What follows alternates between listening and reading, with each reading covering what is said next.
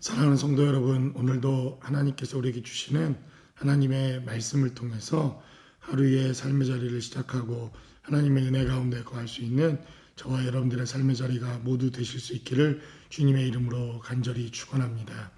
오늘 본문이 기록하고 있는 신명기 22장 1절로 12절까지 기록된 하나님의 말씀은 공동체가 계속해서 공동체를 이루기 위해 하나님께서 주시는 사소하지만 그러나 생활에 대단히 밀접한 생활형 하나님이 주시는 말씀, 생활형 율법이다. 우리가 이렇게 규정할 수 있는 하나님의 언약과 메시지들이 기록되어져 있습니다. 사실 신앙 생활이라고 하는 것, 생활 신앙이다. 제가 이렇게 강조하는 것처럼 신앙과 생활, 그리고 생활과 신앙은 별개의 문제가 아니라 사실 우리가 삶을 살아가는 데 있어서 대단히 밀접하고 대단히 중요한 이러한 연관성이 있는 삶의 문제가 바로 신앙과 생활이라고 하는 것, 우리가 기억해야 할 필요가 있습니다.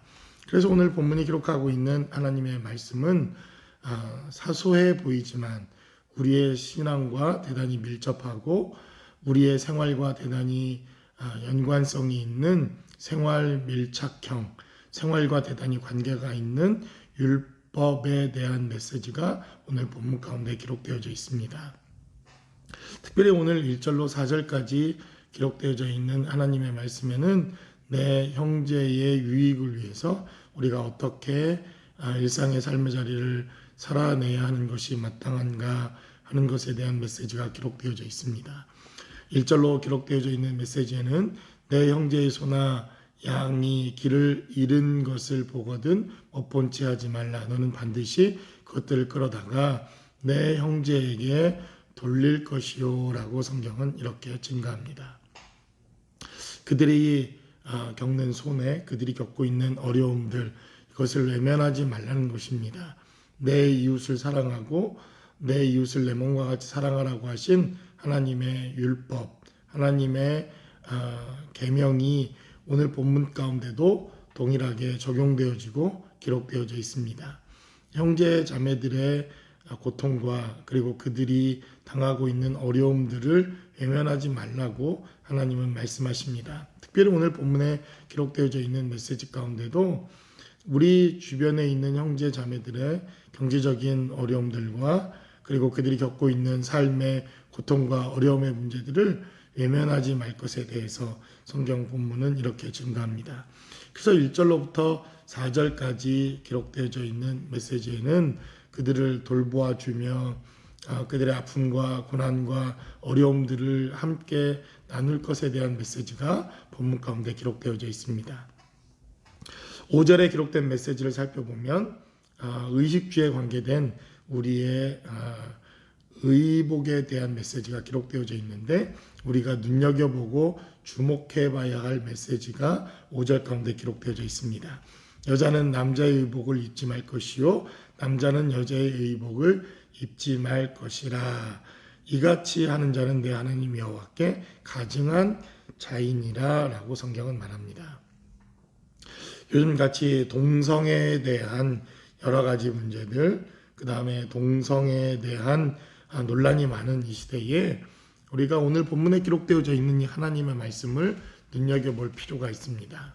기본적인 우리의 생활의 패턴, 기본적인 우리의 삶의 자리에 있어서 하나님이 창조하신 창조의 질서와 창조의 원리대로 우리가 순응하고 살아가는 것, 이것이 우리의 삶의 자리에 필요하다는 것입니다. 지금 이 시대를 살아가다 보면 유니섹스라고 하는 이러한 시대를 맞이하고 살아갑니다. 남자도 여자 옷을 입고 여자도 남자 옷을 입고 남녀의 성의 구분과 남녀의 삶의 구분이 하나님의 창조의 원리와 대단히 반하는 이러한 삶의 원리가 마치 대단한 삶의 모습인 것처럼 이렇게 변질되어진 삶의 자리에서 우리가 다시 한번 하나님이 우리에게 주신 규례와 율례는 어떠했는지 우리의 삶의 자리를 살펴보는 것은 대단히 중요하다고 믿습니다. 또 6절로부터 8절까지 기록된 메시지에는 연약한 것에 대해 하나님께서 우리를 얼마나 보호하시고 하나님의 관심이 있는가에 대한 메시지가 새와 그리고 어미새와 그 어미새가 낳은 새끼에 대한 규례와 율례를 통해서 성경은 기록되어져 있습니다. 비단 이러한 작은 동물과 생물을 보호하고 지키는 이러한 메시지뿐만 아니라 연약하고 그 다음에 부족한 것들, 연약하고 또 작은 사회에 소외되어진 이러한 계층과 삶의 자리에서 그들을 향한 하나님의 긍휼이 어디에 있는가에 대한 메시지가 6절로부터 8절까지 기록되어져 있습니다. 그리고 9절에 기록된 메시지를 살펴보니까 내 포도원에 두 종자를 섞어 뿌리지 말라. 그리하면 내가 뿌린 씨의 열매와 포도원의 소산을 빼앗길 하노라 라고 성경은 기록합니다. 이종교배 곧 잡종을 만들지 말라고 하는 이러한 하나님의 경고와 메시지입니다. 사실 여러분들이 먹고 마시는 것 가운데 대단히 우리와 밀접한 연관이 있는 것이 바로 이 씨앗입니다.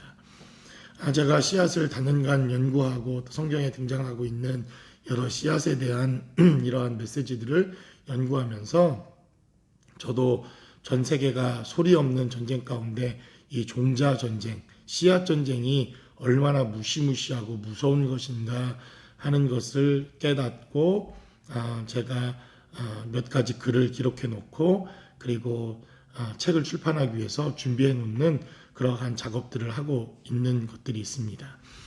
여러분들이 먹고 있는 이러한 음식물들 가운데 대다수의 많은 품종이 몬산토라고 하는 실명을 좀 거론해서 대단히 죄송하지만 이 거대한 기업의 종자를 다 매점매석해서 팔아버린 이러한 위기 가운데 있습니다. 특별히 한국에 있는 대다수의 대부분의 종자는 미국의 기업인 몬산토라고 하는 기업이 모든 종자의 특허권을 갖고 있습니다.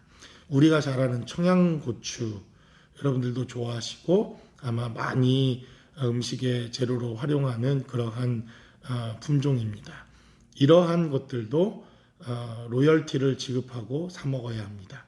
여러분들이 먹고 있는 대다수의 과일의 로열티도 지급이 됩니다. 그래서 이것이 얼마나 무섭고 얼마나 끔찍한 일인가 하는 것을 알아야 할 필요가 있습니다. 하나님께서 이렇게 종자, 씨앗에 대한 강력한 메시지를 주셨는데 바로 이러한 씨앗을 함께 나누지 못하고 함께 공유하지 못하는 이러한 세상이 온 것입니다. 그래서 여러분들이 나중에 이 씨앗에 대한 그리고 종자에 대한 이러한 관심을 좀 가지고 세계가 어떻게 이 치열한 종자 전쟁을 하고 있는지 잘 살펴봐서 우리의 먹거리, 우리의 직간접적으로 먹고 마시는 이러한 문제가 얼마나 우리의 삶의 자리에서 대단히 중요한 문제이며 심각한 문제인가 하는 것을 여러분들이 기억하는 것도 우리의 일상의 삶을 살아가는 데 있어서 대단히 중요한 문제라고 여겨집니다. 마지막으로 본문에 기록된 메시지를 살펴보니까 너는 소와 나귀를 결의하여 갈지 말며 양털과 배실로 섞어 짠 것을 입지 말지니라. 성경은 또한 이렇게 증거합니다. 또 너희는 너희가 입는 겉옷의 내귀에 술을 만들지니라. 그래서 바로 이스라엘 백성들이 랍비나 이스라엘 백성들은 항상 옷에 내 귀퉁이에 옷에 술을 달아서 그들이 유대인이라고 하는 이러한 증거와 표를 만듭니다. 그래서 성경에 등장하는 겉옷, 옷들이 종종 등장을 하는데 이 겉옷은 대단히 의미가 있습니다. 나는 유대인이라고 하는 표식과 그 겉옷에는 반드시 내 모퉁이에 이 술기를 달아서 나는 유대인이며 경건한 유대인이며 경건한 하나님의 사람이라고 하는 이러한 자신의 정체성을 드러내는 것이 바로 의식주의 삶의 자리에서 가장 기초적이면서도 생활에 가장 밀접한 우리의 삶의 자리에 하나님의 말씀대로 살아가는 이스라엘의 삶의 모습들이 있다는 것입니다. 그래서 먹고 마시는 것, 우리의 삶을 살아가는 일상의 삶의 자리에서 우리가 어떠한 삶을 살아내는가 하는 것, 이것은 대단히 중요하고 우리의 삶의 자리에 대단히 신앙과 밀접한 문제라고 하는 사실을 여러분들이 깨닫고 하나님의 은혜와 생명 안에 거할 수 있는 저와 여러분들의 삶의 자리가 모두 되실 수 있기를 주님의 이름으로 간절히 축원합니다.